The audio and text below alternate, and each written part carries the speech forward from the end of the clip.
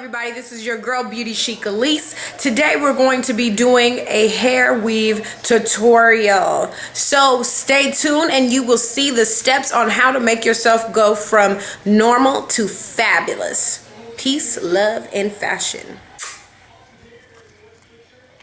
So today we will be doing Tisha Armstrong. We're going to be doing what you call a invisible part weave. So we've already sectioned off the pieces of her hair that we're going to be using, and I used like probably about an inch parting in the middle, what we're going to leave open.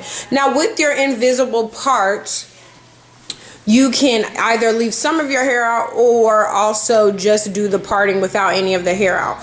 But because we want it to be more natural and look more real, we're going to leave some of her hair out. And the rest of this we will be braiding down like so, just around the hair. Now the key to making sure that your weaves look very natural and like they are coming from your head is braiding your braids at the shape of your client's hair.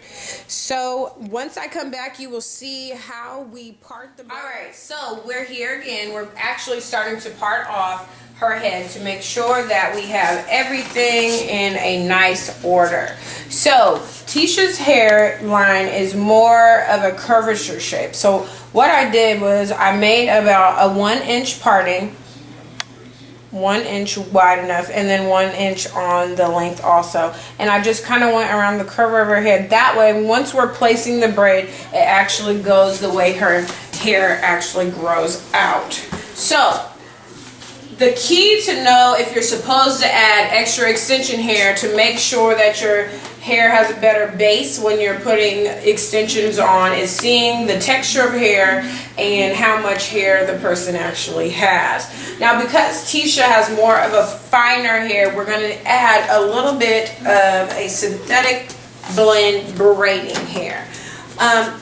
If your client doesn't have very thick hair, then you definitely want to add just a little bit just to give you more of a nice anchor, and that way the tension and the weight of the track is not holding on the hair, and that way she'll make sure that her hair stays nice and healthy and we don't have any breakage.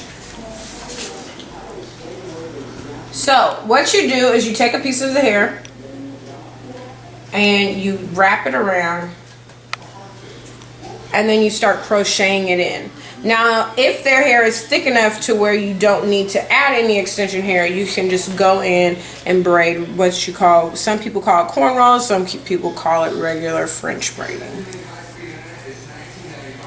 And the thing is yes, you want to do a nice firm braid, but you don't want to do something that's way too tight because you want to make sure your client keeps her hairline, because that's the main thing, is making sure the hairline is strong.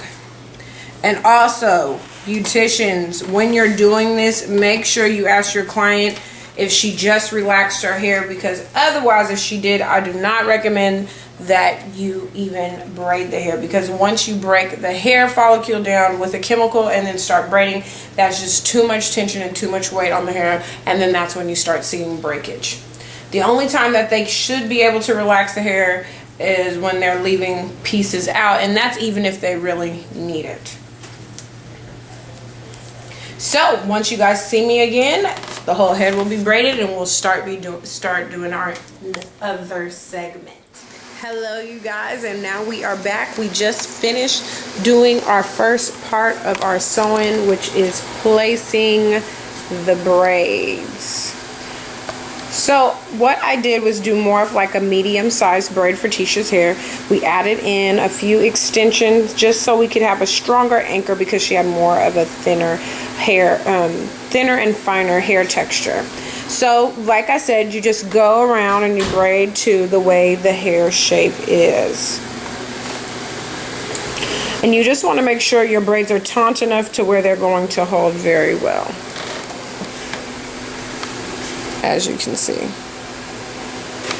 Then from there, we're going to start attaching the hair, the track hair. And the key to making sure the hair looks like it's coming out the hair is putting the track along the braid underneath just to do the perimeter so it looks like it will be coming up. So you want to lay it as flat as possible. And then you just go around the hairline. So I will be coming back to show you guys what it looks like when we get the perimeter in her head and show you what the first stitching is. So as you can see, we have just stitched the first stitching of hair around her hairline. So we made sure that it was very close to her head, and you kind of just do loop in, loop out stitching. But the reason why we did it the way we did is that way, so if she wants to wear it back, it still looks like it's coming out of her hairline. Or if she wants to wear it back, it still will definitely be nice and becoming on her face. So we're going with a 18-inch long hair by Milky Way. So like I said before, you want to make sure that you keep the track as flat to the surface of the braid and kind of go underneath. That way you'll be able to stitch the hair flat and it will be like the hairline. So you want to just go in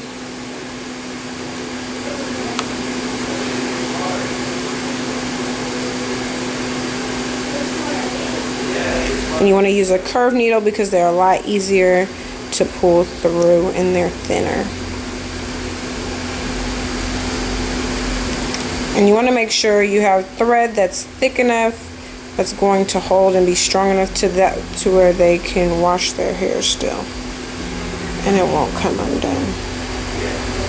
So as you can see, that is the first stitch that we have done, and it's pretty taut, and you just keep going around. So by the time we get done with this, you will see how we got halfway there. Now, the way to secure your loose ends is to, and making sure there's no bulk, you fold it over and kind of braid it. And you can either secure it with a rubber band and then pull it tautly and sew it down. That way you won't have to worry about any of the loose ends coming off. Or you can also just sew it together like so.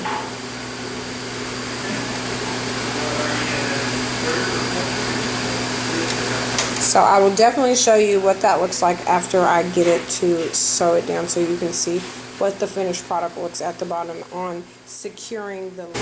So here is what it looks like once you sew all the braids together and secure them so you have no bulk. Now the difference between these ones and if you had somebody with thicker hair and if their hair was a lot longer, you won't be able to get away with sewing it at the bottom because it has so much bulk. So you have to take the ends up and move it up here and sew it down as flat as possible. Now the reason why the braids go thin here and then gradually get bigger throughout the middle is because the hair can lay as flat as possible on your side, so it's not so much bulk. So remember, the bigger the braid, the more volume you get. But the smaller and the medium the braid, the more flatter and sleek that your hair is going to look. So, as you can see, we just finished all the way through the top and we put the invisible part topper on. And the key to doing your invisible part topper is sewing on the inseam of the hair and connecting it to the braid. How'd you figure it out? That way you cannot see the thread. Now, it all depends on how far back they want their parting to go, but because we left out some of her hair, we are going to enclose the top so that way when the hair starts growing out, it doesn't start having a big gap. So what you want to do is go in and connect each piece. And it's like mending a tear in your jeans. And you can zigzag it or do whatever you need to do to make sure it's enclosed. So once I finish this up, you guys will see how it looks. So as you can see, we finally got the whole entire look done. And we got the middle part done to where we enclosed the top. And it looks like hair is coming out of her head. So all we did was kind of do a crisscross back stitch. That way it looks like the hair is just coming out the head, and we used a black thread. And then we flat ironed the middle of her natural hair. And there you voila. You went from normal to fabulous. And like I said before, she'll be able to wear it back and it will still look nice and natural.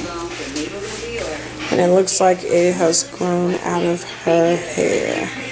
And we also added a few highlights in there with the ombre that we did, just to give it a little bit more flair and pop.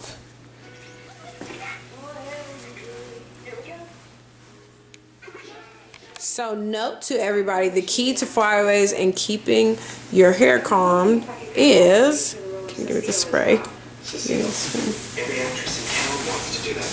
Is taking hairspray and spraying it in the comb. I'm just sprayed in there, like so.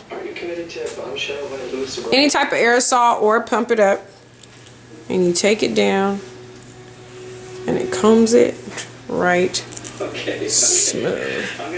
That way you don't have anything sticking up at all. And it makes it, as you can see, this is our final look. Let me have Tisha do. Now can you turn your head for me? Looks very natural, looks very great. She has her color in there. Have you turn around? As you can see, she has a little bit of color going through the back area. So it's kind of like your ombre effect. So, thanks again for seeing us do this tutorial. Hope you guys learned something, and I'll be back at you guys again. And like I always say, peace, love, and fashion.